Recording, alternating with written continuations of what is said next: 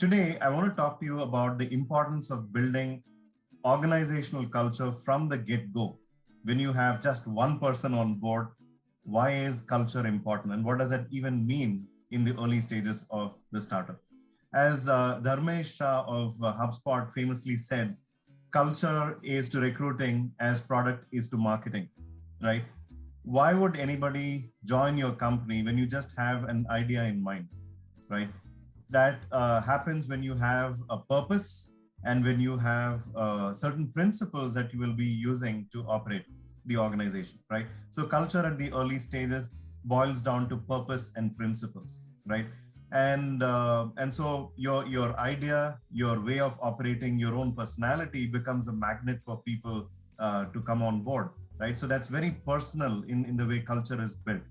But as you grow the organization till about maybe 20, 25 people, you know everybody and their grandmother's name, right? It's very personal. And that's where people say, we are like a family, right? And then when you cross a certain number, it is no longer about your personal vision. It is not about your purpose and how you articulate it. You need to have people around you that can do the same. So a lot of effort needs to be put into hiring the right kind of people who not only bring in the right kind of skill sets, but also mirror your passion for the larger purpose, right? So that is very important. So you would spend a lot of time as a founder on hiring the right kind of people. And then you'll realize after you grow beyond that number as well, it is no longer about the next level of leaders either. It boils down to the processes and systems that you put in place. Ultimately, people are looking for some level of fairness. They are looking for a platform where they can grow and thrive and succeed. Then how do you think about culture at that level, right? Culture, they say, is the smell of the place.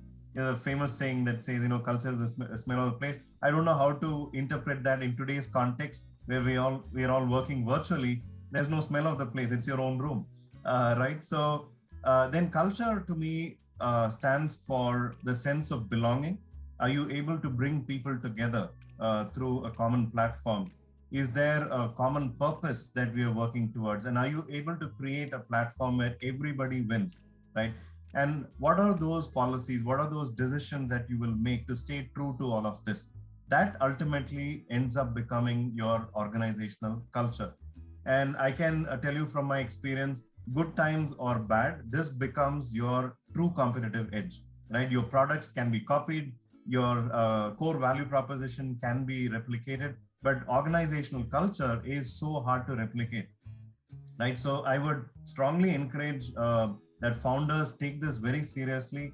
Role model things that we talk about, that we feel passionate about. Sometimes there is a gap between what we say on our walls versus what happens in reality. So a lot of role modeling is needed.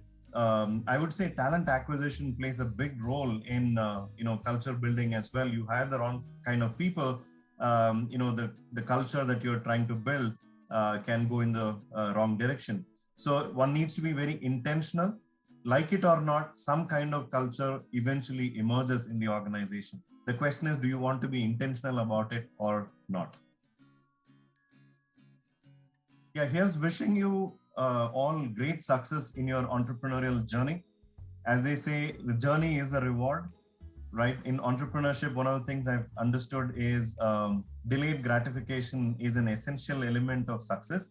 If you're expecting something to happen tomorrow, it may not. So have fortitude, grit, and perseverance in your approach. And I'm sure if your identification of problem and your solution have a great match, with your passion and perseverance, you will succeed. So keep at it and wish you all the very best. Knowledgescape's mission is to help organizations and leaders become future ready through experiential learning. Today, 50% of organizations on the Fortune 500 list have disappeared from that list because of digital in the last 20 years.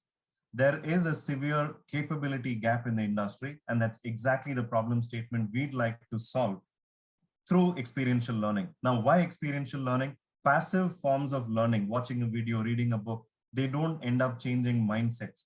We create products that are immersive, that help learners unlearn, relearn, and keep learning and become a lifelong learner by using principles of gamification and immersive learning.